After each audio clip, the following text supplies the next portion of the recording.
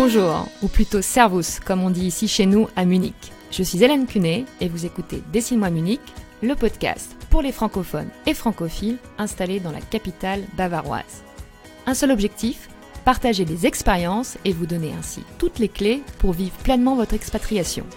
Si vous avez des questions, des feedbacks ou bien que vous souhaitez témoigner, n'hésitez pas à m'envoyer un message via le site dessine-moi Munich, toutattaché.com ou via les réseaux sociaux.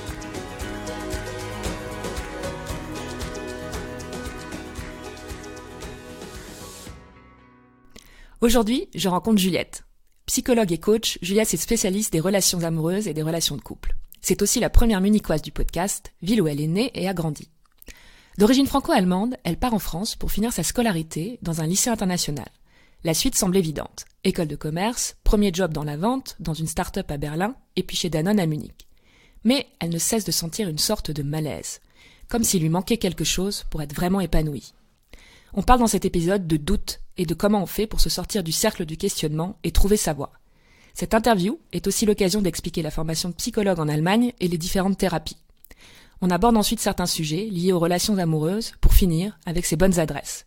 Le parcours de Juliette est inspirant et je la remercie pour sa franchise et son engagement. S'il n'y avait que 2 leçons à retenir, les voici. Tout d'abord, donnez-vous la permission d'écouter vos doutes et de les explorer. Enfin, entourez-vous des bonnes personnes pour ne pas passer à côté de votre vie ou du moins de votre vocation. Je ne vous en dis pas plus et je laisse place à ma conversation avec Juliette.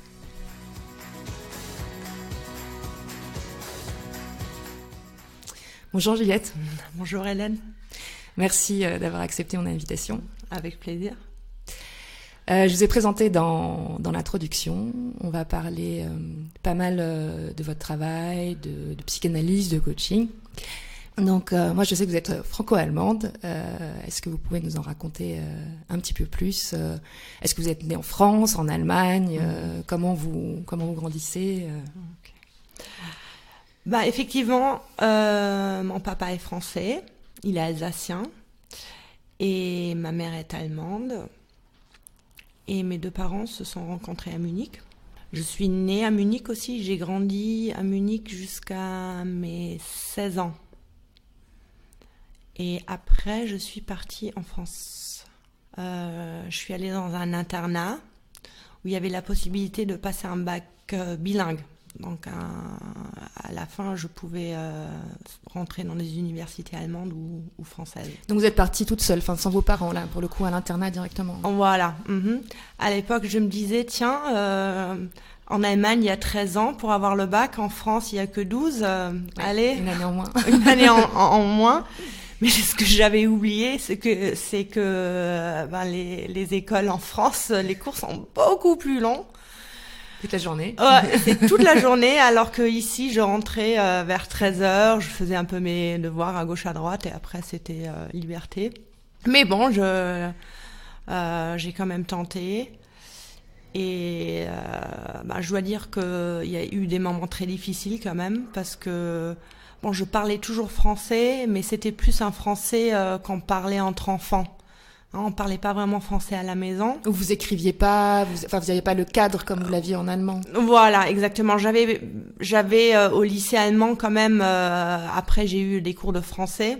Mais quand on arrive en France et que les cours sont très frontales, j'avais plus du temps à réfléchir sur est-ce que ça prend 2 est-ce que, tout ce que j'avais appris, la grammaire, tout ça, c'était jeté par la fenêtre. Fallait que je suive les cours au moins pour avoir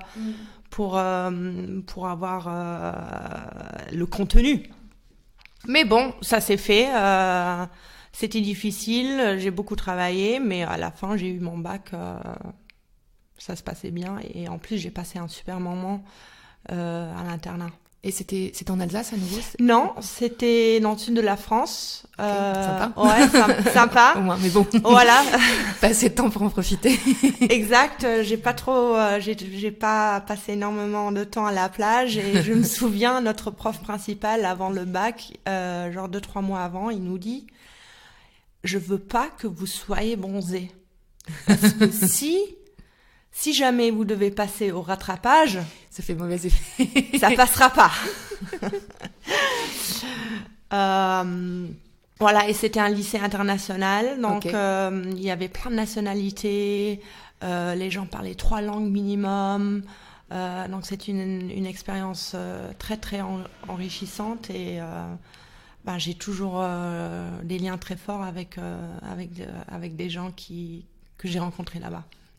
Et donc vous passez votre bac, est-ce que vous avez déjà une idée de ce que vous allez faire après ou comment se passe la suite? Ben, j'ai passé un bac ES et ben, c'était aussi ma meilleure matière. Donc, j'avais un sens correct de l'économie. Mon père travaille dans l'économie, donc c'était ce qu'il y avait de plus. Ben, ça semble presque évident.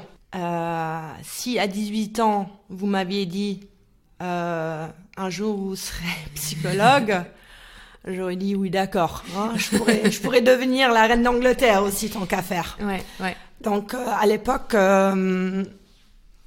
j'y pensais pas du tout. Non.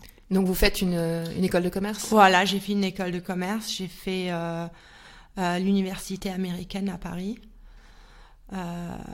Parce qu'on avait dit tant qu'à faire, mets l'accent sur les langues, Oui. Reste en France, C'est votre point fort. voilà, ça sera ton point fort, reste en France, comme ça le français que tu as acquis depuis 2 ans, ça peut s'approfondir, en plus les études en anglais, et bon l'allemand c'est de toute façon il est là, donc c'était ça un peu l'idée.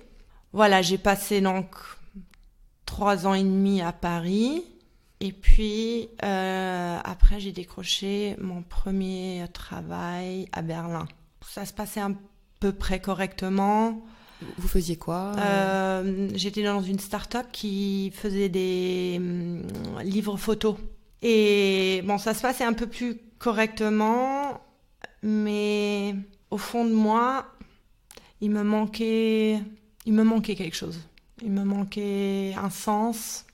Et je pense que c'est après une rupture amoureuse, c'est souvent le moment où on se remet en question, on cherche un peu qu'est-ce qui pourrait me faire plaisir. Et j'avais par contre retenté de rester dans ce domaine, parce qu'on se dit, bon, avec une école de commerce, on peut quand même tout faire, il y a plein de choses, le monde est... Donc, vous avez déjà quitté votre emploi, ouais. Et c'est ça, et après vous dites, bon, j'essaie de trouver autre chose, mais peut-être qui me correspond plus, mais en restant dans mon domaine, celui dans lequel vous avez pratiqué. Exactement. Et j'ai décroché un travail dans la vente chez Danone, et il faut dire que vraiment la boîte, elle était à l'époque, c'était génial. Et donc Danone Munich, là j'imagine, oui. Parce que Danone est à Munich, donc vous quittez Berlin pour Munich. Voilà, exact. Et voilà, la boîte était... J'avais des collègues sympas, jeunes, on faisait la fête, on avait une société française, donc vous renouiez aussi avec les deux cultures. Voilà. Le salaire était bon, les vacances, il y avait pas mal de vacances payées, enfin, c'était vraiment... c'est une multinationale, donc par rapport à une start-up, il y a d'une part beaucoup de privilèges et d'autre part l'ambiance était bonne. Et pourtant j'étais toujours pas bien. Ok, donc ça c'était pas une histoire de société, c'était une histoire de domaine. Voilà, exact. C'est ce que j'avais, c'était ma conclusion aussi que le cadre était bon. Donc ça doit être le contenu ou le domaine. Et là, je suis quand même tombée dans une plus grande crise. Ouais. Parce que il y a plein de peurs qui se mêlent là-dedans. J'avais aucune idée et j'avais toujours dit si je savais ce que c'était que je voulais faire, mais je le ferais à l'instant, quoi. C'était mais c'est quoi? Ouais. Et donc comment on se sort de tout ça? Ou comment vous en fait, qu'est-ce que vous faites pour trouver ce qui vous anime et comment ça se passe? Au bout d'un moment, moi je suis arrivée à un moment où je me suis dit bon, imagine que c'est le jour de ton bac Et toutes les portes sont ouvertes. Donc, si vous voulez, je me suis donné permission de réfléchir vraiment hors de ma zone de confort, Ouais. Hors de ce que je connaissais, hors ce qui était visible. Et j'ai fait des brainstorming de fou, quoi, vraiment entre fleuristes et artistes je suis vraiment allée dans tous les sens. Mais tout ça toute seule ou en lisant Oui, je me suis quand même, je me suis inspirée. J'ai recueilli beaucoup d'informations aussi. Je trouvais que ça m'a aidée. Donc en parlant directement avec les gens. Exactement.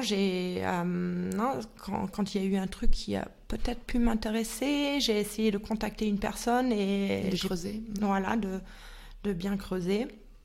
En fait, comment je suis tombée dessus. Oui, le déclic. Ouais. Si on peut parler de déclic, je sais pas. Mm-hmm.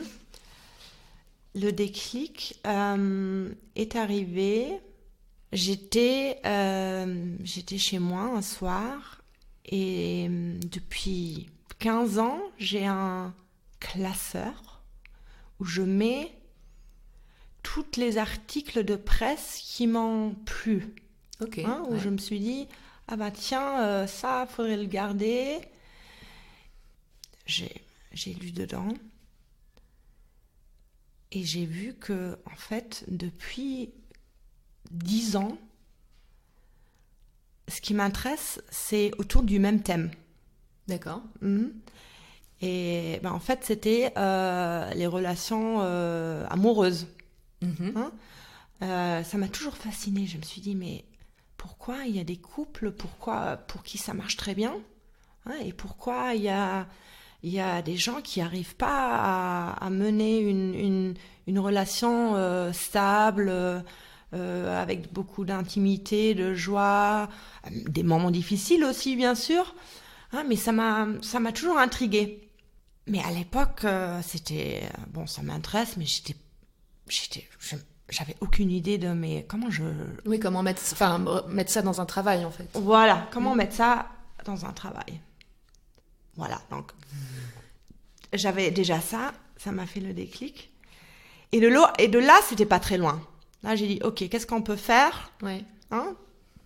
Et j'ai dit OK, tu peux devenir psychologue ou coach. Et après, il y a bien sûr OK, comment? Le comment. Ouais. Alors en Allemagne, il y a 3 possibilités. Oui, c'est ce que j'allais vous demander parce que même pour les gens qui cherchent un thérapeute, c'est déjà en France c'est compliqué aussi. Donc il y a psychiatre, psychologue, médecin, pas médecin entre guillemets. Généralement la différence on dit c'est qu'on peut pas prescrire de médicaments. Mais après dans la psychologie, je pense qu'après tout le monde est psychologue, mais ça dépend des écoles etc. Mais en Allemagne, je sais que c'est encore autre chose. En Allemagne, il y a 3 possibilités. Donc, ou d'entrée de jeu, on est médecin et on peut faire une formation de psychothérapeute pour devenir psychothérapeute, bien sûr, à la fin. Ou on fait une formation de psychologie, fac de psycho. À la sortie de cette fac, on peut très bien aller dans une entreprise, travailler pour les ressources humaines, il y a plein d'autres domaines où on a besoin de psychologues. Mais si on veut devenir psychothérapeute, là aussi, il faut rajouter une formation. Et le 3e moyen, c'est un peu particulier à l'Allemagne et la Suisse et l'Autriche, c'est Heilpraktiker. Je ne sais pas vraiment s'il y a une traduction pour ça. Non, parce qu'en fait, en France, on n'a pas cette classification-là. Donc, il y a des, on va dire, il y a tout ce qui est médecin, normalement, et médecine traditionnelle, donc qui va être pris en charge par la sécurité sociale. Et après, il y a tout ce qui va être un peu, on va dire, médecine parallèle. Je résumerai ça comme ça, médecine parallèle. Mais ça va être... je sais pas, un ostéopathe, normalement l'homéopathie, c'est quelque chose aussi qui rentre dans ce cadre-là. Ce serait ça, la Heilpraktiker. Voilà, et il y a Heilpraktiker für Psychothérapie, donc eux, ils font juste la psychothérapie, et les Heilpraktiker généralistes, on va dire, souvent, ils font de l'homéopathie en plus ou voilà de la médecine alternative, on va dire. Et la formation, là, ça se passe dans une école ? Oui. Et quand on fait de la psychothérapie, est-ce que selon les types d'écoles, la formation est un peu particulière ? En Allemagne, la sécurité sociale, elle prend en charge ou la psychoanalyse ou la thérapie cognitive. Ce sont les deux moyens pour se faire rembourser par la sécurité sociale. Après, il existe une centaine de voies qu'on peut prendre ou de façons de faire de la thérapie. En général, les gens ont une base, on se décide pour une base, et un thérapeute, en général, il se prend des éléments des autres écoles aussi. Donc, vous choisissez une formation, donc Heilpraktiker, c'est ça ? Oui. Alors, cette formation, tout d'abord, elle nous donne le droit de pratiquer la psychothérapie. Mais elle ne nous forme pas vraiment. Elle nous forme dans tout ce qu'on n'a pas le droit de faire. D'accord. Donc après, moi j'ai eu une formation, une école très bonne, donc pendant toute cette année. Donc on a appris tout ce dont on ne devrait pas faire, mais on a aussi appris où ils nous ont donné un peu des cours rapides sur des différentes écoles qu'il peut y avoir. Donc oui, alors après pour faire son choix et voir vers quoi on veut se spécialiser. Voilà. Donc, on a fait un peu des éléments de la psychanalyse, de la thérapie cognitive, de la hypnothérapie, de la thérapie systémique. Il y avait vraiment de quoi choisir. Donc, vous faites cette formation-là et ensuite, vous choisissez de vous spécialiser dans un domaine en particulier ? Voilà, exactement. Et lequel et quelle est la suite ? Moi, j'ai choisi la thérapie systémique parce que j'étais sûre que je voulais travailler sur donc les relations amoureuses, les relations humaines. Excusez-moi, est-ce que vous pouvez nous expliquer peut-être en un ou deux mots, c'est quoi la thérapie systémique et peut-être la différence avec la thérapie cognitive, juste pour avoir une idée. Alors, la thérapie systémique, c'est une thérapie humaniste. Elle part du principe que les réponses sont à l'intérieur du client. Elle part du principe que souvent les symptômes qu'on peut y avoir, que le client peut avoir, devront être vus dans un contexte plus grand. Donc, la famille, le système au travail, ça peut tout être. Et il part du principe, au moment où on change un petit élément dans un système, le système entier va changer. Et il part aussi du principe que c'est jamais cause-effet. C'est plutôt un circuit, alors en français pour connaître le mot, c'est comment en allemand ? Wechselwirkungen. Ok, oui, c'est un échange ou c'est des allers-retours. C'est un système dynamique en fait. Voilà. Voilà, donc j'ai choisi cette voie et donc j'ai remis 2 ans. Ok. Et toutes les débutants ont toujours un peu peur de se lancer, parce que on peut pas faire de stage dans ce domaine. Et grosso modo, avoir son premier client en face, il faut sauter. Et vous saviez déjà que vous vouliez exercer à Munich ou... Oui, ça c'était sûr. Ok. Donc là, c'est ça, vous finissez la formation d'approfondissement et après, il faut trouver ses clients.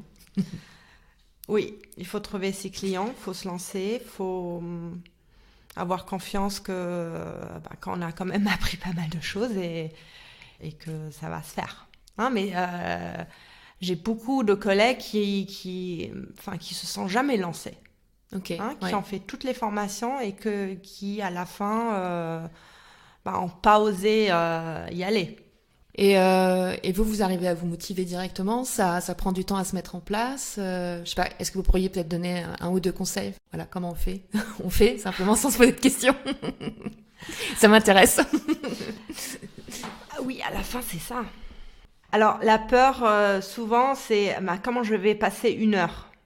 L'heure, elle passe. Ça, il n'y a pas de problème. Puis normalement, la personne en face vient parce qu'elle a besoin de raconter quelque chose, donc a priori. Voilà, toutes les thérapies humanistes, ils partent un peu du principe que la responsabilité, elle est chez le client. C'est pas toujours facile parce que on a des clients avec lesquels ça n'avance pas ou ça n'avance très peu, et bien sûr on se pose des questions sur la méthode, sur est-ce que je suis sur la bonne voie, est-ce que je suis totalement à côté de la plaque. Donc pour ça il faut trouver une certaine distance professionnelle aussi. Comment on fait pour choisir la bonne personne? C'est une bonne question, et c'est aussi une question, c'est très important. Alors, il y a une étude qui a été faite sur les effets d'une psychothérapie et quels sont en fait les facteurs qui font que ça marche. Ok. Et 40% du succès, en fait, dépend sur le courant, sur la relation entre le thérapeute et le client. Ce qui nous dit que si le courant passe pas, si la personne elle est tellement différente, si on a l'impression elle comprend pas ce qui m'occupe, c'est pas la bonne personne. Donc j'invite tous les clients au début de bien ressentir ou bien voir ou bien être sceptique aussi. Est-ce que ça passe? Donc maintenant, ça fait plusieurs années que vous exerciez. Donc j'ai vu sur le site, vous exercez en allemand, en français et en anglais. Oui. J'ai pas de bêtises. Parmi votre clientèle, est-ce que c'est un type de problématique particulière qui s'adresse? C'est peut-être un peu difficile de formuler un stéréotype, parce qu'on est tous différents. Oui. Mais si j'avais à formuler un stéréotype, on peut quand même dire que les Français, en général, ils ont beaucoup plus de questions sur ma méthode que les Allemands. Les Allemands, ils viennent et ils font confiance au processus. Et les Français, ils ont tendance à vouloir savoir comment ça marche, en fait. Donc, qu'est-ce que ça me dit? C'est peut-être c'est avoir envie de contrôler. C'est un besoin de contrôle ou de contrôle. Et je dirais aussi que il y a quand même des différences pas négligeables dans la façon dont on éduque les enfants en Allemagne et en France. Et ce que je remarque, c'est qu'en France, il y a un peu plus de rigidité et sans jugement. Mais ça peut, quand on est adulte, ça peut pas toujours jouer dans un sens favorable. Donc souvent je rencontre cette problématique, et bien sûr les Français ou tout étranger qui vit à Munich, ce sont des expatriés. Donc ils ont toujours, évidemment, il faut s'adapter à une culture qui est différente, qui semble pareille, parce que c'est le pays à côté, mais une fois qu'on est là, on voit bien que c'est différent dans beaucoup d'aspects. En plus, quand on arrive ici, on ne parle pas la langue forcément, et c'est un facteur qui peut rendre très solitaire. Et la solitude, c'est pas très bon. Non. Et je trouve que c'est intéressant de rebondir là-dessus, parce que quand je préparais tout à l'heure l'interview, ça m'a rappelé en fait plein de conversations que j'avais avec des amis, autant hommes que femmes et français, et qui arrivent en fait à Munich comme célibataires, et de se dire qu'en fait, c'était super compliqué de trouver quelqu'un. Donc par exemple, mais j'ai entendu des dizaines de fois des amies filles me dire en fait au début on arrive à Munich, on trouve ça super parce que personne ne vient nous parler ou ce qu'on aura à Paris, faire une réflexion dans le métro parce qu'on a mis une jupe courte et tout. Mais au final, avec le temps, on se dit mais mince, mais en fait je dois être moche ou je plais à personne parce qu'on vient pas me voir. Et j'étais en train de me dire s'il y a un lien entre tous ces célibataires et les garçons, eux, ça va plus être, je sais pas, c'est plus compliqué qu'en France. Et j'ai vraiment plusieurs cas où des gens sont rentrés en France parce que au final, ils avaient du mal à s'intégrer, mais je pense que parce qu'au bout d'un moment, je sais pas, quand t'as une trentaine d'années, on a envie de construire sa vie et s'il se passe rien sur ce plan-là, ça bloque. Donc je sais pas si vous avez déjà ressenti ça, si vous avez aussi des clients avec ce type de problématique. Je sais pas ce que vous en pensez et aussi si je sais pas comment on fait justement pour pas rester dans ce préjugé et s'il y a quelque chose pour se sortir en fait de ce cercle ou de se rendre sorti qui je pense et bon moi je suis mariée, j'ai mon mari, mais c'est vrai que je me dis bon je trouve ça très bien, je suis tranquille, mais je comprends que ça puisse peser. Absolument. Maintenant que vous le mentionnez, c'est vrai. Hein, quand on se balade dans les rues de Paris, on a des regards, on a des réflexions, pas toujours charmants. Oui, c'est pas toujours agréable, mais s'il y a plus rien d'un seul coup, ça peut peser. Ouais. C'est en France, je dirais en France, on arrive dans une pièce. C'est peu importe qu'on soit une femme super super belle ou moins belle, on est une femme. Et rien que pour ça, on se prend un regard. Hein, et ça fait quelque chose. Hein. Et c'est vrai que les garçons allemands, ils sont beaucoup plus timides. Ils font attention, ils veulent pas se lancer. C'est tout à fait vrai. Est-ce que c'est une raison pour rentrer en France ? Je sais pas, parce qu'aujourd'hui, il y a aussi des sites internet, il y a Tinder, on peut faire des efforts, faut sortir aussi, bien sûr. Hein. Si on reste à la maison, sur le canapé, rien va se passer, hein, c'est sûr. Moi, souvent, j'ai l'impression, parce qu'il y a quand même pas mal d'expatriés qui vivent ici depuis pas mal de temps, ils font pas d'efforts pour apprendre la langue. Hein, ils restent avec des anglophones ou ils ont un petit cercle d'expatriés autour d'eux et la langue commune, c'est l'anglais. Hein, et je comprends parce que c'est difficile. C'est difficile de s'intégrer dans une nouvelle culture, absolument. Mais c'est tellement nécessaire. Hein, parce qu'on peut pas accéder à une partie de la vie quelque part. Donc toujours là, en réfléchissant à mes questions, une autre question qui m'est venue. Donc vous êtes spécialisée sur tout ce qui est relations. Et je lisais des choses là-dessus et puis je me disais, mais en fait, ce domaine, des relations, de trouver quelqu'un, je pense que c'est quelque chose qui est en train de prendre beaucoup d'ampleur avec les sites. Et au final, quand on regarde ça sur Internet, on se dit, il y a tout et n'importe quoi. Donc vous avez une approche, je pense, complètement autre. Est-ce que ça marche, en fait, ce genre de choses ? Récupérer son ex ? Oui, ce qu'on pourrait voir, là, tout ce qu'on vous promet, en coup de baguette magique, des solutions. Non. Alors, c'est très simple. L'ex, il revient s'il a envie. Hein, c'est pas parce que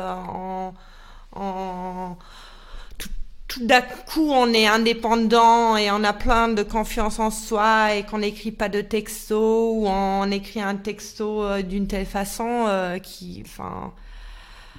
ça peut marcher à court terme, mais à la fin, c'est de la manipulation. Hein, et je trouve ça pas très sérieux. Mais alors, vraiment pas. Moi, mon expérience, c'est le cas que j'ai des clients ici en face qui savent vraiment pas quoi faire. Hein, face à une femme ou une fille qu'ils aimeraient approcher. C'est rarement ça. C'est plus les programmes qu'on a appris quand on est petit, où on se fait saboter en fait.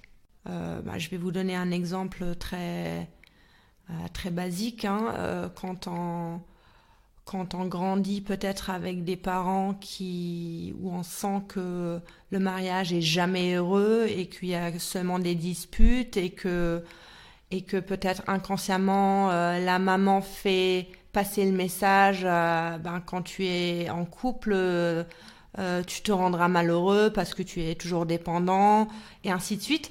C'est des mécanismes qui se passent inconsciemment mais qu'on peut ramener quand on devient adulte et on se dit mince alors pourquoi ça marche jamais pour moi, pourquoi mes relations s'arrêtent au bout de 6 mois, de 3 mois, pourquoi il n'y a jamais de profondeur là-dedans. C'est parce que souvent on a des problèmes qui nous retiennent à franchir ce pas et des fois c'est plus fort que nous. Oui, donc on répète les schémas. Et voilà, le travail, c'est dans un premier temps essayer de trouver les schémas et dans un premier temps trouver comment on peut faire autrement. Est-ce qu'il y a des choses qui reviennent souvent justement dans ces thérapies de couple-là? Alors je sais pas, moi j'aurais tendance à me dire, je me dis si souvent ça marche pas dans un couple, ça va être la communication parce que parce que l'homme et la femme, voilà, on n'a pas les mêmes façons de communiquer, ou je sais pas, où il y a d'autres choses qui sont différentes. Est-ce que aussi il y a pas, je sais pas si vous avez des clients comme ça ou en fait la différence de culture parce que on n'a pas la même nationalité, on n'a pas la même culture qui pose des problèmes, ou c'est plutôt la communication. Enfin, quoi que la communication peut être liée aussi à la langue, vous me direz, mais oui, tout à fait. Ça peut être les deux. Ça peut être le fait que ils ont une langue commune où au moins une personne est pas à 100% à l'aise. Donc il peut y avoir des malentendus, qui aident pas. Problème de communication, oui, très souvent, et surtout quand c'est un couple qui a été ensemble depuis longtemps, parce qu'on est tellement sûr qu'on connaît la personne en face. On est tellement sûr qu'on la connaît par cœur. Et alors, une chose, c'est que, non. Souvent, on a tort. De se raconter une histoire. Voilà. Et la deuxième chose, c'est que, les gens changent aussi. C'est pas parce que pendant 15 ans, mon plat préféré, ça a été une pizza. Et tous les dimanches, la bonne femme, elle va préparer une pizza en pensant, c'est le plat préféré de mon mari. Alors qu'il en peut plus. Pour avoir de la clarté, faut aller vers l'autre personne. Et justement, pas penser qu'on sait déjà tout. Rester curieux. Mm-hmm. De ce que la personne en face peut nous offrir, ce qu'elle a comme nouvelle idée, comme nouvelle réflexion, comme... Il y a certainement des trucs qui resteront pareils, mais ça aussi c'est une information. On va revenir bientôt, petite question rapide. Est-ce qu'il y a autre chose dont vous auriez aimé parler, en ce qui concerne votre travail ou... je laisse les choses ouvertes. Pas particulièrement sur le contenu, je crois que là on a fait un joli tour. Mais je peux vous dire que j'aime mon travail et j'aime ce que je fais et ça fait que ma qualité de vie et mon bien-être est tellement supérieur et tellement meilleur que lorsque vous travaillez dans le commerce, on va dire. Dans le commerce, que si j'avais à refaire ça, pas de problème. De mon expérience, j'encourage tous ceux qui sont prêts à faire le chemin. Et après, je pense qu'il faut absolument pas hésiter à se faire aider, parce que ça, je le sais aussi, c'est pas forcément toujours évident de faire le chemin tout seul. Oui. Oui, c'est bien d'avoir des gens autour de soi qui posent les bonnes questions, qui donnent du soutien, sur qui on peut compter, absolument.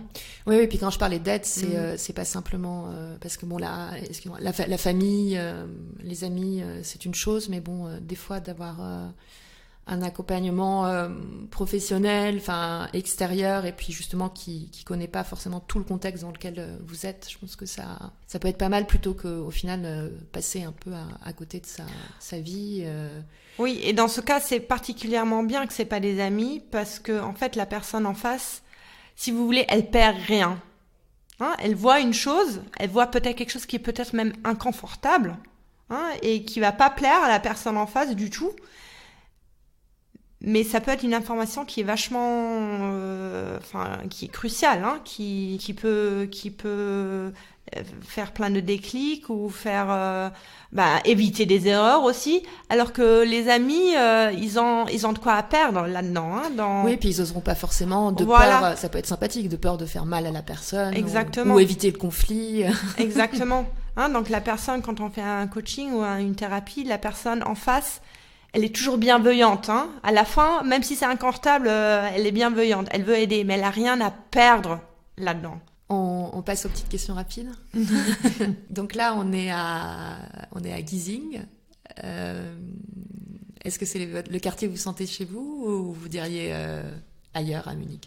Ou après, je sais que des fois, il y a des gens qui me disent il y en a 2, il y en a 3, parce que ça dépend de leur déménagement dans la ville. Ok, alors déjà, on n'est pas à Giesing, on est à Untergiesing, ce qui est important pour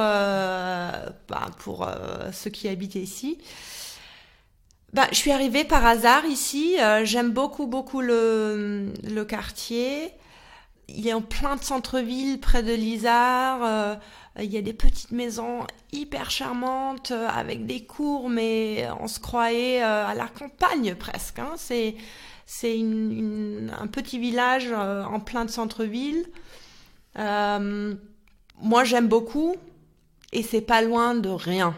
Hein. C'est vraiment...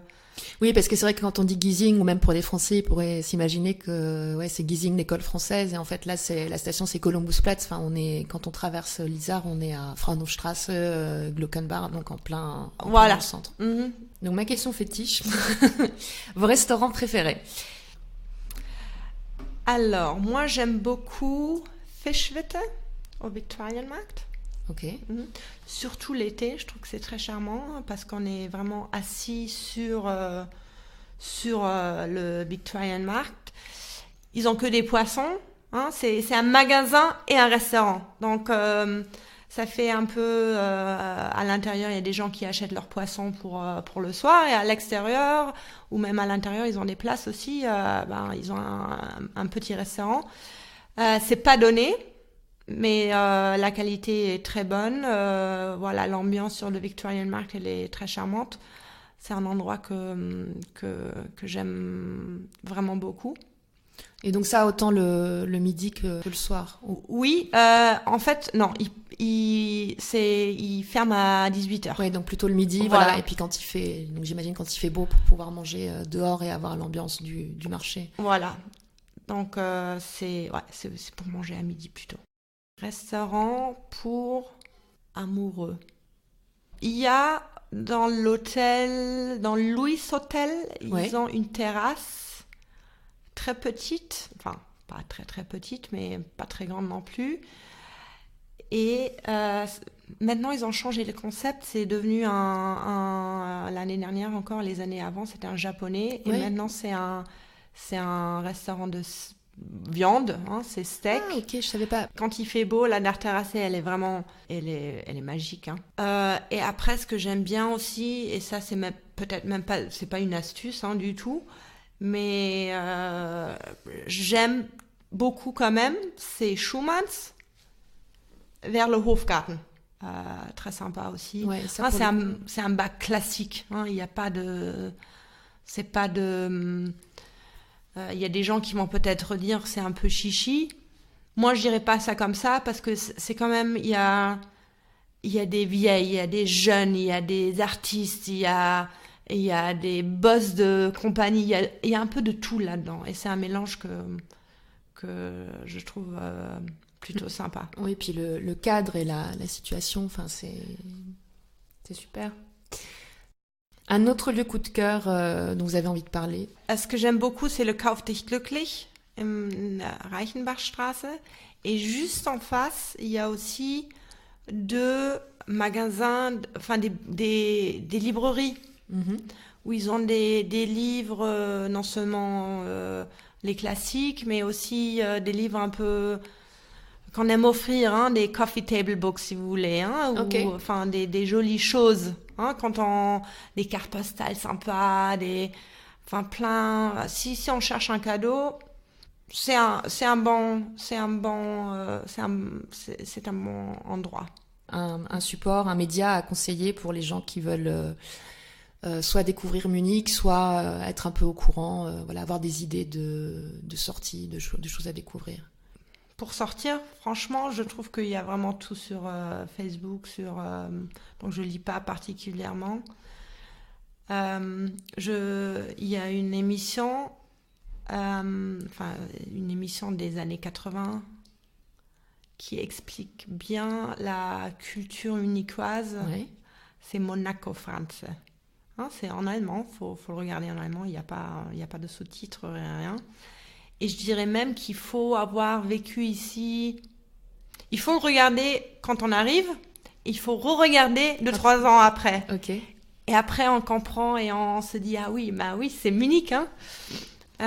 Et ça, il faut regarder sur le site, enfin sur un site particulier ou sur YouTube, on trouve. Oui, on trouve partout, Okay. hein, sur Netflix, c'est Helmut Dietl, c'est un régisseur très connu qui a fait beaucoup de grands films, et donc il a fait elle fait 8 ou 9 épisodes. Ok. Hein, et c'est super.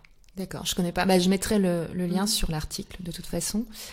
24 heures avec des amis, qu'est-ce que vous leur montrez à Munich? Alors, je leur montre Haus der Kunst. Hein, je fais un petit détour à la Goldene Bar.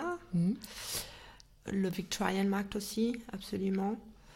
Et je pense que je les amènerai dans les montagnes, alors ou Starnberger See ou Tegernsee, ça dépend un peu, hein, parce que les deux, je trouve, ont leur charme. C'est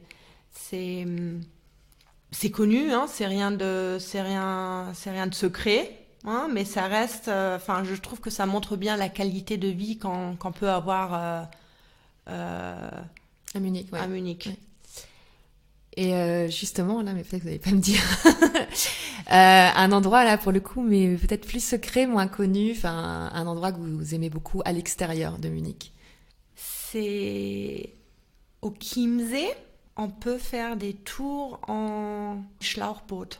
Ouais. Voilà, c'est des bouées gonflables, hein, des petits bateaux gonflables. Donc on arrive le matin, tout le monde gonfle ses bouées et on descend la rivière. Ok. Hein, et le paysage est magnifique. Vraiment, c'est trop beau. On peut s'arrêter à gauche, à droite, prendre un pique-nique, prendre des choses à boire et passer la journée en descendant donc la petite rivière qui fait... et ça se fait même avec des enfants pas... Oui, enfin, il faut mettre le voilà, gilet ou les bouées pour... Voilà, et parce que en fait, le courant, il est pas beaucoup moins fort que l'Isar. Oui, parce que j'allais dire, il me semble qu'il y a des gens qui font ça sur l'Isar, mais ouais. Là, pour le coup, le courant, quand on se rapproche là du centre, enfin, il est quand même assez violent. Voilà, et là, c'est vraiment beaucoup plus calme. Et l'endroit, il s'appelle Trauchtlaching. Trauchtlaching au Chiemsee. D'accord, je noterai. Super. D'autres adresses? Ouais, il y a une chose que je trouve que quand on habite ici, ça vaut toujours le coup d'aller pour des week-ends prolongés, tout ça. Le lac de Garde est pas loin, Südtirol est pas loin, et ça peut nous vraiment donner des mini-vacances. Hein. Le podcast s'appelle Dessine-moi Munich. Donc j'aime bien demander à mon invité qui me décrive son Munich. Ça peut être une couleur, ça peut être 1 ou 2 adjectifs. C'est juste que ça doit être assez court et assez visuel. Alors, je dirais que Munich est un village. C'est chaleureux, mais il faut faire un peu d'effort pour voir cette chaleur. Et donc justement, là, si vous aviez un dernier conseil pour un expatrié, un francophone qui vient s'installer à Munich, ce serait lequel? Ou justement, comment on fait pour passer cette première étape qui est peut-être pas forcément toujours facile? Il faut y aller, il faut faire. C'est aussi simple et aussi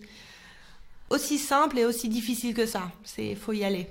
Et qu'est-ce qui vous manquerait le plus si vous deviez quitter Munich? Mes amis. Super. C'est clair. Merci Juliette. Merci Hélène. Rebonjour à tous. Quelques derniers mots avant de finir. Vous trouverez un résumé de l'épisode et tous les liens utiles sur le site. N'hésitez pas à envoyer un message à Juliette pour la féliciter ou bien lui poser des questions propres à son expertise. Si vous voulez me soutenir, n'oubliez pas de laisser un avis sur l'appli podcast de votre choix et envoyez-moi un message pour me dire quel sujet vous aimeriez voir abordé ou bien me suggérer un invité. Enfin, je vous rappelle que j'envoie 1 fois par semaine une newsletter assez courte avec quelques bons plans.